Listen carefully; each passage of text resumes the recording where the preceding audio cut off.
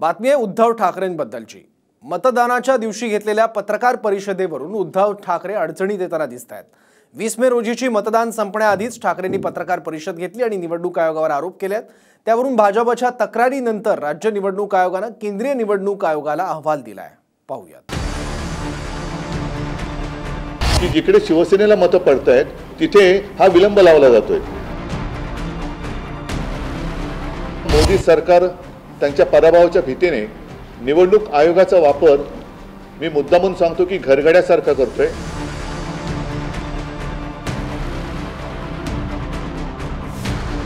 वीस तारखेला मतदान संपण्याच्या ठीक तासाभराआधी केलेल्या याच टीकेवरून उद्धव ठाकरेंवर केंद्रीय निवडणूक आयोग कारवाई करू शकतो। मतदान सुरू असतानाच पत्रकार परिषदेतून उद्धव ठाकरेंनी निवडणूक आयोगावर आरोप केले। त्यामुळे ठाकरेंच्या विरोधात आचारसंहितेचा भंग केल्याची तक्रार भाजपच्या शेलारांनी केली होती। त्या संदर्भात उद्धव ठाकरेंच्या पत्रकार परिषदेची पाहणी करून त्या संदर्भातला अहवाल राज्य निवडणूक आयोगाने केंद्रीय निवडणूक आयोगाकडे पाठवला। दखल कोणी घेतली? त्या गुलामांनी। तो गुलाम आहे बरं का इलेक्शन कमिशनर। ते कायदेशीर नेमणूक नाही, यांचे झाडूवाले गरगडी। भाजपचा गरगडी तिथे बसलाय, तो गरगडी यांची घेणार ना दखल। मग आम्ही गेलेल्या पत्रांची दखल का नाही घेतली? इथं राज्याचे स्पीकर जो कायद्याचं उल्लंघन त्या विधान भवनात बसून अधिकाऱ्यांना बोलवून दम देऊन कारवाई करत होते, तेव्हा हे झोपले होते का? त्याच्याही तक्रारी आहेत तुमच्याकडे। आमच्या आमदारांनी केली तक्रारी, काय दखल घेतली तुम्ही? त्यामुळे ह्या ज्युडिशरी संपवत आहेत हे लोक। मतदानाची प्रक्रिया चालू असताना मतदानावर प्रभावित होणारी वक्तव्य त्या ठिकाणी हा आचारसंहितेचा भंग आहे। कारण ती वक्तव्य मतदाराला प्रभावित करत असतात आणि त्याच्यामुळे निश्चितपणे आशिष शेलारांच्या तक्रारीत तथ्य आहे, त्याची दखल निवडणूक आयोगाने घेतलेली आहे आणि उचित निवडणुकीच्या नियमाप्रमाणे जी कारवाई असेल ती त्या ठिकाणी उद्धव ठाकरेंवर होईल। कारण नियमासमोर कायद्यासमोर कोणी मोठा छोटा नसतो, त्याच्यामुळे कायदा हा सर्वांसाठी आहे, तोच उद्धव ठाकरेंनाही लागू आहे। 20 तारखेला मुंबईसह महाराष्ट्रातल्या 13 जागांवर मतदान झालं, पण मुंबईत संथ गतीनं मतदान झाल्याच्या तक्रारी समोर आल्या। काही ठिकाणी 3 ते 4 तास मतदानासाठी लागले। त्यामुळे उद्धव ठाकरेंनी मतदान संपण्याच्या 1 तासाआधीच पत्रकार परिषद घेतली। शिवसेनेला होणाऱ्या मतदानाच्या ठिकाणीच विलंब होत असल्याचा आरोप केला आणि निवडणूक आयोगावर टीका केली।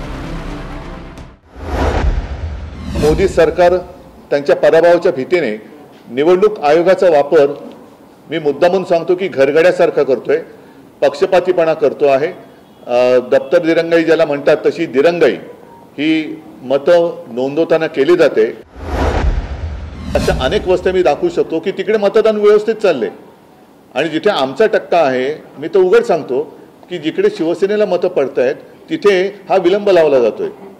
त्याच्यामुळे मी परत सांगतो की अशी मतदान केंद्र आणि त्याच्यामध्ये असलेल्या निवडणूक आयुक्तांचे अधिकाऱ्यांचे जे प्रतिनिधी बसलेत त्यांची नावं आणा।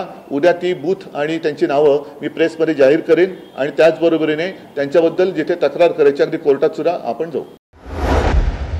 हा निवडणूक आयोगाच्या माध्यमातून खेळला जात असलेला अत्यंत नीच घाणेरडा खेळ आहे। निवडणूक आयोग ही भाजपची चाकरी करते की काय असं म्हणायला याच्यात जरूर व्हावे। राज्य निवडणूक आयोगाने अहवाल केंद्रीय निवडणूक आयोगाकडे पाठवलाय। आता केंद्रीय निवडणूक आयोग अशा प्रकारात काय कारवाई करू शकते त्याबद्दल कायदेतज्ञांचं काय मत आहे तेही पाहूया। इलेक्शन कमिशन ऑफ इंडियाकडे दाखल केलेल्या तक्रारीची दखल घेणं हे काय नवीन काही नाहीये। पक्षपातीपणा केल्याचा आरोप जर केला असेल तर त्या तक्रारीची दखल घेऊन त्याच्यावरची चौकशी ही पहिल्यांदा करणं अपेक्षित असतं। आचारसंहितेचा जर खरोखर भंग झाला असं जर का दिसत असेल, इलेक्शन कमिशन ऑफ इंडिया या दोन्ही प्रकारच्या बाबतीमध्ये नक्की लक्ष घालेल। एका जबाबदार पक्षाच्या पक्षप्रमुखांनी पत्रकार परिषद घ्यायची आणि थेट निवडणूक यंत्रणेवरती आक्षेप घ्यायचा, हे निश्चितच आचारसंहिता भंगाच्या प्रकरणामध्ये बसण्यासारखं आहे।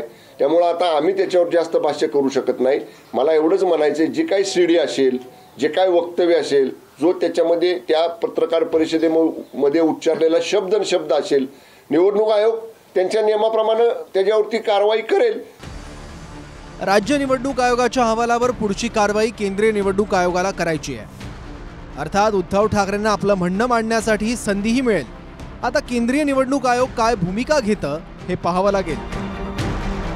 Bureau report, TV9 Marathi, Mumbai.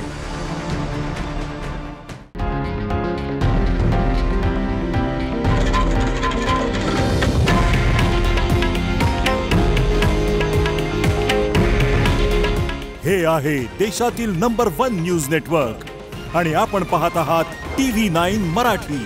काळजी तुमची, हित महाराष्ट्राचं.